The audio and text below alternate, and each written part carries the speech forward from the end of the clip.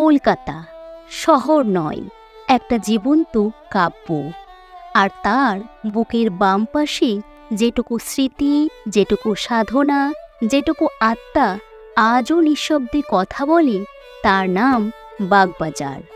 কলকাতার এক ঐতিহাসিক, সাংস্কৃতিক আর ধর্মীয় চেতনার পীঠস্থান। এখানে নদীর ঢেউ জানে কাকে কবে হারিয়েছি, জানি সারদা মায়ের নীরব দর্শন, গিরিশ ঘোষের মঞ্চ জয়, জানে পথের ধারে দাঁড়িয়ে থাকা সেই শতাব্দী প্রাচীন চৌঘাট। বাগবাজার শুধু একটি এলাকা নয়, এক সময়ের ফ্রেমে আটকে থাকা সংগ্রহশালা, যেখানে প্রতিটি গলি নিজের মতো করে ইতিহাস বলে। প্রতিটি ইট, প্রতিটি জানলা যেন সাক্ষী থেকেছে বাঙালির গর্বের অধ্যায়ে। চলুন আজকের এই সফরে আমরা একসাথে হেঁটে যাই সেই চেনা অচেনা বাগবাজারে, তার গন্ধ, তার গান, তার গর্বের গল্পে। কারণ কখনো কখনো শহরের সব থেকে বড় বিস্ময়গুলো লুকিয়ে থাকে তার পুরানো গলির মধ্যে। আজকের ভিডিওতে আমি আপনাদের নিয়ে চলেছি বাগবাজারের অলিগলি ঘুরে দেখাতে, তার ইতিহাস, ঐতিহ্য, প্রসিদ্ধ মন্দির এবং আধুনিকতার ছোঁয়া। রামকৃষ্ণের ভক্ত মহিমা ঠাকুর থেকে শুরু করে গিরিশ ঘোষের নাট্যশালা, এই অঞ্চল সাক্ষী থেকেছে বহু মহান ঐতিহাসিক ঘটনার। এই হচ্ছে শ্যামবাজার পাঁচমাথার মোড়, আর আমি যাচ্ছি এই দিকে, একদম বাম দিকে। এদিকে গেলে হচ্ছে কলকাতা স্টেশন আছে, এখান থেকে জাস্ট একটুখানি আমি হাঁটবো।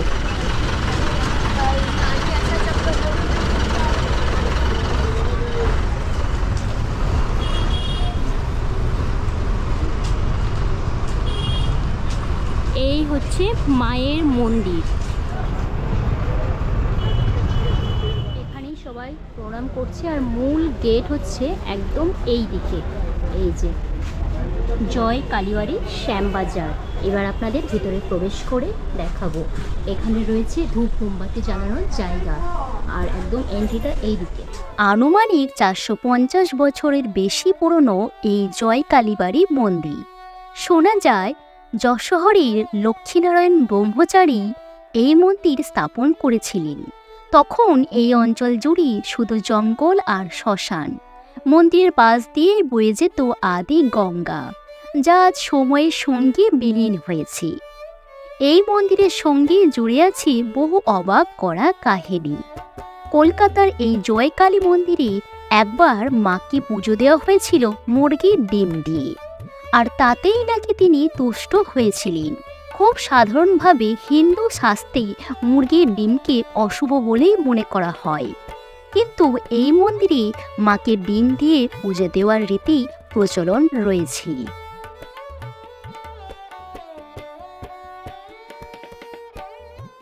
এই হচ্ছে শ্যামবাজার পাঁচমাথার মোড়, আর আমি যাব এই দিকে। এদিকে হচ্ছে টালা প্রত্যয়, টালার দিকে আমি হেঁটে যাব।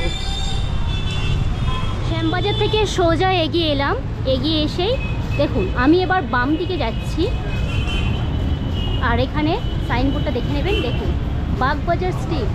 আমি বাগবাজার স্ট্রিটে প্রবেশ করে গেলাম, ফুটপাথ দিয়ে আমি যাচ্ছি।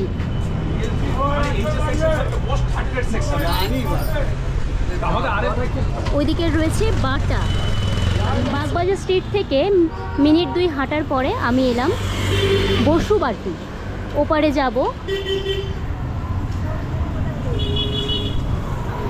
দেখুন এই যে বসুবাটি, সরু একটা রাস্তা, আমাদের এগিয়ে যেতে হবে। সামনেই দেখতে পাচ্ছি আমি বসুবাটি। এখানে একটা তথ্য আপনাদের দিয়ে রাখি, আমি আজ আপনাদের যে কটি মন্দির ঘোরাবো সবকটির গুগল ম্যাপের লিঙ্ক আমি ডেসক্রিপশানে দিয়ে দেবো, আপনারা দেখে নেবেন। ওই যে মেন রাস্তা থেকে আমি হেঁটে এলাম, আর এই হচ্ছে বসুবাটি। কত ইতিহাস বহন করে চলেছে এই বাড়ি।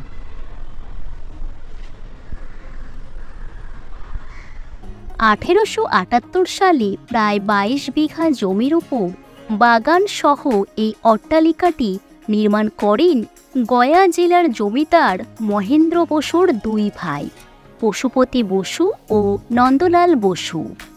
1905 সালে 16ই অক্টোবর বঙ্গভঙ্গের প্রতিবাদে রবীন্দ্রনাথের নেতৃত্বে এই বসুবাটি থেকেই রাখিবন্ধন উৎসবের সূত্রপাত হয়েছিল।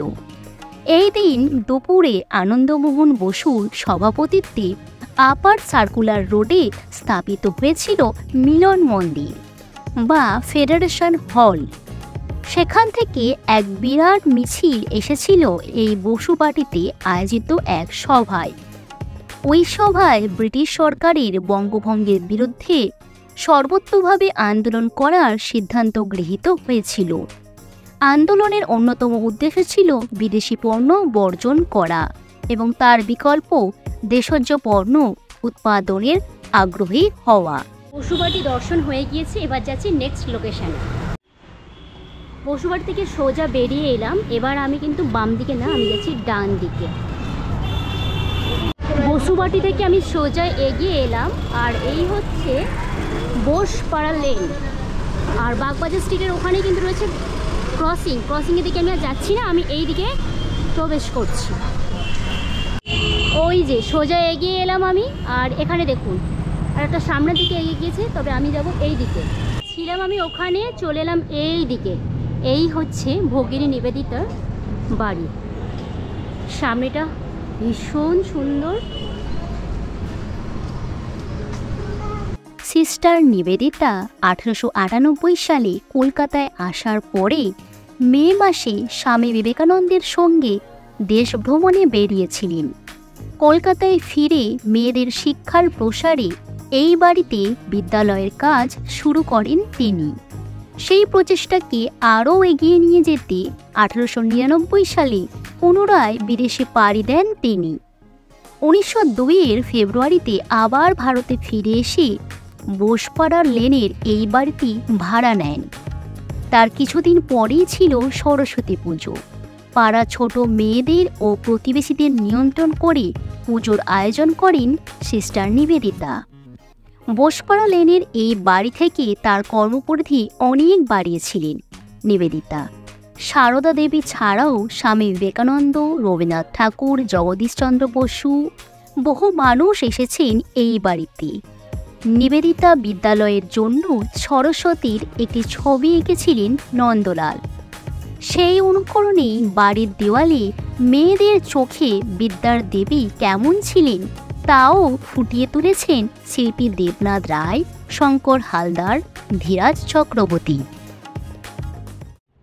আপনাদের বলে রাখি, এই মিউজিয়ামের টাইমিং এপ্রিল টু সেপ্টেম্বর দুপুর 1টা থেকে 5:30 পর্যন্ত খুলে থাকে, আর অক্টোবর টু মার্চ 12:30 থেকে 5টা পর্যন্ত খোলা থাকে। ভগিনী নিবেদিতার বাড়ি দর্শন হয়ে গেল, এবার আমি এই দিক দিয়ে বেরিয়ে যাব। দেখুন রাস্তাটা খুব সন্তর্পণে, আমি ওপারে যাব, সিগন্যাল করুক তারপরে। রাস্তা আমি পেরিয়ে এপারে চলে এলাম, আর এই দিকে আপনাদের দর্শন করাবো গিরিশ ভবন। গিরিশ ভবন বাগবাজারের একটি ঐতিহাসিক স্থান। বাংলা থিয়েটারের একজন অগ্রদূত গিরিশচন্দ্র ঘোষের স্মৃতি বিজড়িত। এই ভবনটি তার বাসস্থান হিসেবেই পরিচিত ছিল এবং এটি শুধু বসতবাড়ি নয়, বরং নবজাগরণ যুগের এক গুরুত্বপূর্ণ সাংস্কৃতিক কেন্দ্র হিসেবে বিবেচিত ছিল।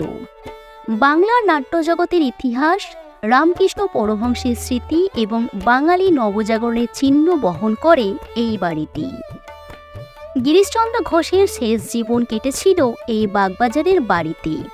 এই ভবনটি রামকৃষ্ণ পরমহংসের সাথেও ঘনিষ্ঠ সম্পর্কের স্মারক। স্বামী বিবেকানন্দের রামকৃষ্ণ মিশনের অনেক ভক্ত এই বাড়িতে গিরিশচন্দ্র ঘোষের সঙ্গে সাক্ষাৎ করেছেন। এখানে বহু নাট্য আলোচনা, রিহার্সাল এবং সাহিত্যিক আড্ডা অনুষ্ঠিত হতো। এটি একসময় কলকাতার সাংস্কৃতিক আন্দোলনের একটি কেন্দ্রবিন্দু ছিল। বর্তমানে এই ভবনটি ঐতিহাসিক নিদর্শন হিসেবেই রয়ে গিয়েছে, তবে যথাযথ সংরক্ষণের অভাবে এটি কিছুটা অবহেলিত অবস্থায় রয়েছে। গিরিশ ভবন দর্শন হয়ে গেল, আমি আবারও এই দিকে এগিয়ে যাব, অর্থাৎ এদিকে হচ্ছে বাগবাজার মায়ের বাড়ি আছে। এই হচ্ছে গিরিশ মঞ্চ, আর একদম অপোজিটে শ্রী গৌরীয় মঠ আপনাদের দর্শন করাবো।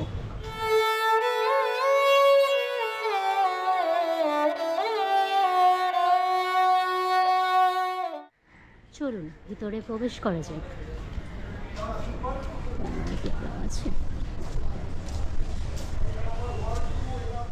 গৌরীয় মঠের সূচনা ঘটে 1920 সালে শীল ভক্তি সিদ্ধান্ত সরস্বতী ঠাকুরের মাধ্যমে। প্রথমে মায়াপুরে প্রতিষ্ঠিত হলেও 1930 সালে এই বাগবাজারে স্থাপন করা হয় প্রধান মঠ। এখান থেকেই বৈষ্ণব ধর্ম প্রচারের এক নতুন অধ্যায় সূচনা হয়। মঠের কেন্দ্রবিন্দু 9 গম্বুজ বিশিষ্ট শিল মন্দির। এই 9টি গম্বুজ প্রতীক হয়ে দাঁড়িয়েছে ভক্তি ও আধ্যাত্মিক শক্তির। উপরে দেখা যায় সুদর্শন চক্র ও বিজয় পতাকা, যেটি চিরকাল বিজয়ের প্রতীক। এছাড়াও রয়েছে ভক্তি সিদ্ধান্ত ঠাকুরের ভজন কুঠি ও সংগ্রহশালা। শ্রী চৈতন্য মহাপ্রভু মিউজিয়াম এখানে রয়েছে। এইদিকে রয়েছে রিসেপশন, টিকিট কাউন্টার, গ্রন্থ বিভাগ, পরপর করে এই দিকে রয়েছে। আর এই সাইডে আপনাদের দেখায় তুলসী মঞ্চ। এবার আপনাদের টিকিট কাউন্টারে টিকিট কত মূল্য রয়েছে দেখাবো। দেখুন, এন্ট্রি ফি রয়েছে 50 টাকা, আর ফর মুভিসও 30 টাকা, মোট পড়ছে আপনার ওই 80 টাকা। ভিজিটিং টাইম রয়েছে সকাল 10টা থেকে 12টা এবং বিকেল 3টে থেকে সন্ধ্যা 7টা পর্যন্ত। আর সোমবার পুরোপুরি বন্ধ থাকে এই মিউজিয়াম। এবার আপনাদের মন্দির দর্শন করাবো। শান্ত পরিবেশের মধ্যে অসাধারণ এক গৌরীয় মঠ। ধীরে ধীরে ভিতরে আমি প্রবেশ করলাম। আর এই হচ্ছে মূল মন্দির। নাট মন্দির হচ্ছে এটা, বিশাল বড়, ওখানে দেখাবো। আর এখানে রয়েছে উপরে ওঠা নিষেধ রয়েছে। এই যে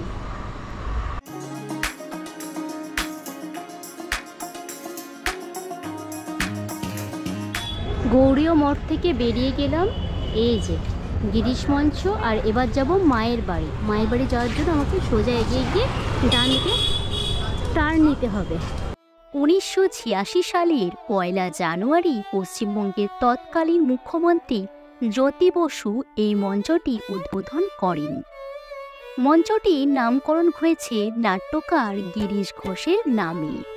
মঞ্চের নকশা করা হয়েছিল পূর্ত দপ্তরের পক্ষ থেকে। এই দপ্তরই মঞ্চের রক্ষণাবেক্ষণের দায়িত্বে আছেন। মঞ্চটি পশ্চিমবঙ্গ সরকারের তথ্য ও সংস্কৃতি দপ্তরের নিয়ন্ত্রণাধীন। বিভিন্ন নাট্যগোষ্ঠী নিয়মিত এই মঞ্চটি ব্যবহার করেন। গিরিশ মঞ্চ কলকাতার অন্যতম ব্যস্ত নাট্যমঞ্চ। এই যে গিরিশ মঞ্চের একদম উল্টো দিকেই রয়েছে মায়ের বাড়ি যাওয়ার রাস্তা। এই রাস্তা ধরেই আমরা এগিয়ে যাব মায়ের বাড়ির দিকে। গৌরীয় মঠ দর্শন করে যাচ্ছিলাম মায়ের বাড়ি। মায়ের বাড়ি যেতে যেতেই পড়লো এক অন্নপূর্ণা মন্দির। সেই মন্দির আপনাদের দর্শন করিয়ে দেব। দেখুন, এই হচ্ছে মা অন্নপূর্ণা মন্দির। গেট রয়েছে এটি। চলুন ভিতরে প্রবেশ করি।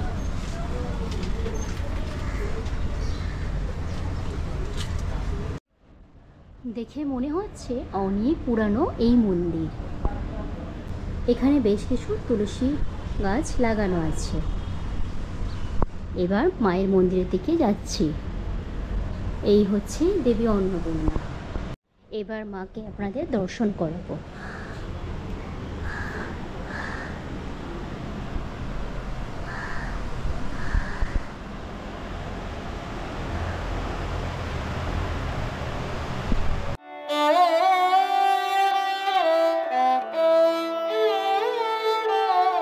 অন্নপূর্ণা মন্দির দর্শন করে আবার আমি সোজা হেঁটে এগিয়ে আসছি।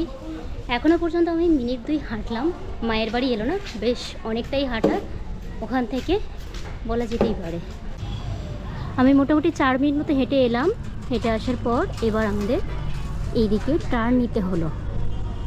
আর একদম মায়ের বাড়ির কাছেই রয়েছি। এই যে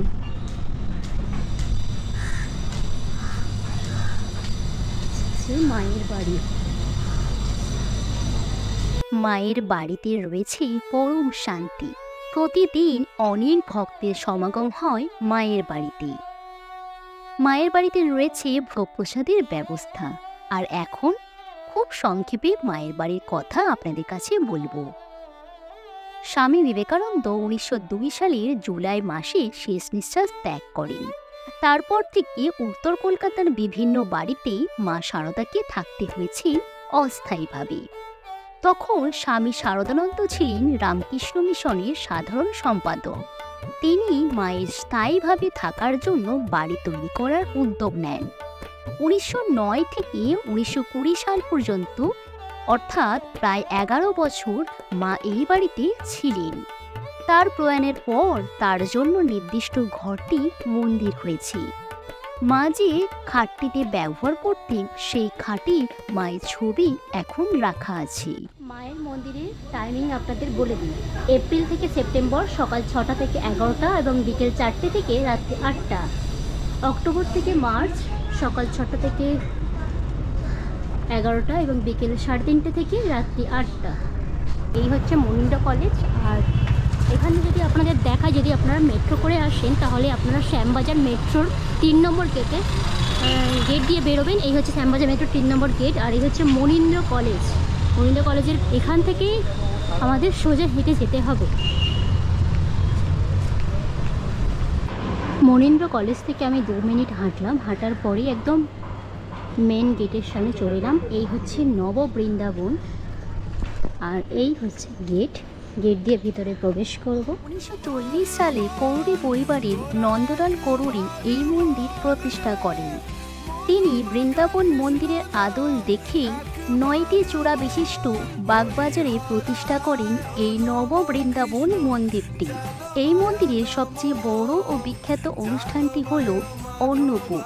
এছাড়া সব রকম অনুষ্ঠানই এখানে হয়ে থাকে, যেমন ঝুলন, রাস, রথযাত্রা, জন্মাষ্টমী খুব ভালোভাবে এখানে পালন করা হয়। এবার আপনাদের দর্শন করাবো শ্রী শ্রী বোম কালীমাতা মন্দির। মন্দিরের সামনে এখন আমি আছি, ভেতরে প্রবেশ করব। এই হচ্ছে মায়ের মন্দির চত্বর। মা ওখানে বিরাজমান। আর এখানে অনেক দেবদেবী রয়েছেন। এই যেটা পুরোটা শ্বেত পাথরে প্রবেশ করে আপনাদের মাকে দর্শন করাবে।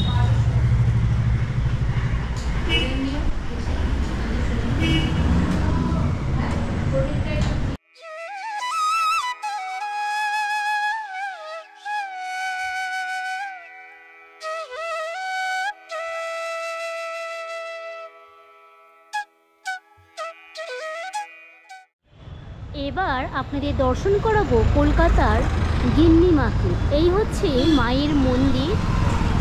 ভক্তদের আজ সমাগম হচ্ছে।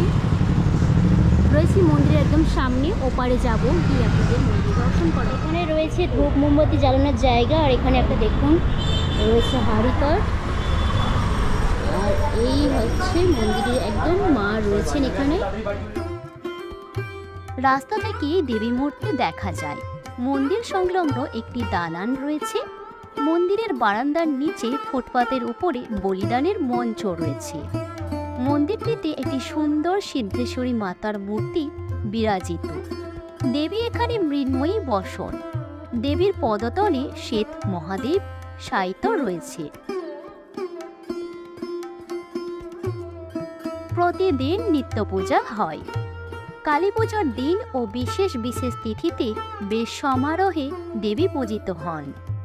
সেই সব দিনগুলিতে এখানে প্রচুর ভক্তের সমাগম হয়। কালী পূজার দিন দেবীর বিশেষ ভোগের ব্যবস্থা করা হয়।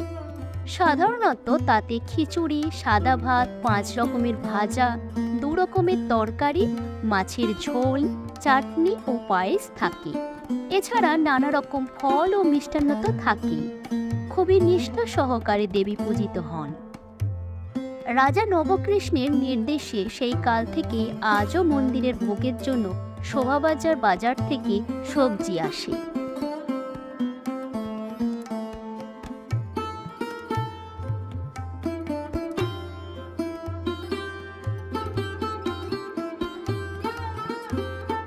কথিত রয়েছে শ্রী শ্রী ঠাকুর রামকৃষ্ণদেব পরমহংসের পদধূলি এই দেবী মন্দিরে পড়েছিল। যখন কেশবচন্দ্র সেন অসুস্থ হয়ে পড়েন তখন ঠাকুর মায়ের কাছে ডাব ও চিনি মানত করেন। তিনি বলতেন, ওরে এই মা সকলের মনোবাঞ্ছা পূর্ণ করেন, তোদের যা যা কামনা তাই তিনি পূর্ণ করতে পারেন। একবার তিনি বসুমতী সাহিত্য মন্দিরে প্রতিষ্ঠাতা শ্রী উপেন্দ্রনাথ মুখোপাধ্যায়কে বলেছিলেন, উপেন যা সিদ্ধেশ্বরের কাছে মানত কর, তোর এক দরজা যেন শত দরজায় পরিণত হয়। নাট্য সম্রাট গিরিশ ঘোষ তার নতুন নাটক মঞ্চস্থ করার পূর্বে এখানে দেবী মূর্তির পায়ে নাটকটির পাণ্ডুলিপি ঠেকিয়ে নিয়ে যেতেন। নাটকটিকে তিনি মায়ের পায়ে উৎসর্গ করতেন। নাট্য সম্রাট মাকে উত্তর কলকাতার গিন্নি বলে অভিহিত করে যান। রামকৃষ্ণদেব ছাড়াও স্বামী বিবেকানন্দ, স্বামী শারদানন্দ প্রমুখেরা মায়ের পূজা অর্চনা করে গেছেন। মাতা শারদা দেবীর পদধূলিও এখানে পড়েছেন। ভিডিওর শেষে আপনাদের দর্শন করাচ্ছি শারদা মায়ের ঘাট।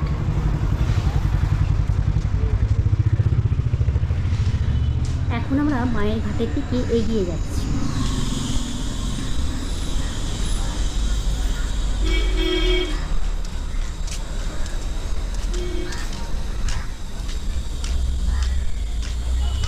এই হচ্ছে বাগবাজার রেলওয়ে স্টেশন, আর একদম বাগবাজার রেলওয়ে স্টেশনের শেষ প্রান্ত হচ্ছে মায়ের ঘাট।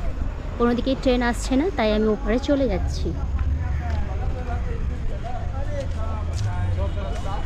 মায়ের ঘাটে আজ অনেক জল রয়েছে, জোয়ার রয়েছে, আর এই দেখুন দু সাইডে রয়েছে, এদিকে বিভিন্ন অনুষ্ঠান হচ্ছে। এই যে আমি এগিয়ে এলাম, আর এখানে মায়ের একটা মূর্তি করা আছে, একদম চতুর্দিকে কাঁচ দিয়ে ঢাকা রয়েছে। এখান থেকে আপনাদের দেখিয়ে দিলাম। দেখুন এই হচ্ছে মা, আর গঙ্গার ঘাটে অনেকটা চলে এসেছে। আর ওইদিকে রয়েছে মহিলাদের জন্য চেঞ্জ করার রুম। বাগবাজারের সবকটি দর্শনীয় স্থানের গুগল ম্যাপের লিঙ্ক আমি ডিসক্রিপশনে দিয়ে দেব, আপনারা চেক করে নেবেন। এবার আপনাদের জানাই এই বাগবাজারে কিভাবে আসবেন।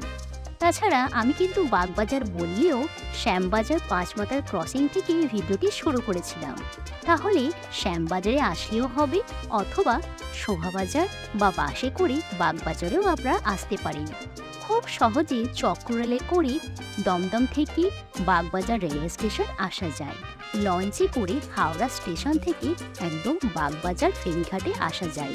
হাওড়া থেকে বাসে করেও শোভাবাজার বা জগৎ মুখার্জি পার্ক, আর আমি যেহেতু শ্যামবাজারের মন্দির থেকে শুরু করেছিলাম, শ্যামবাজারের নামলেও আপনাদের হবে। এবার যদি আপনাদের বলি শিয়ালদা থেকে কিভাবে আসবে, শিয়ালদা থেকে সরাসরি 240 বাস আসছে শ্যামবাজার হয়ে একদম বাগবাজার পর্যন্ত।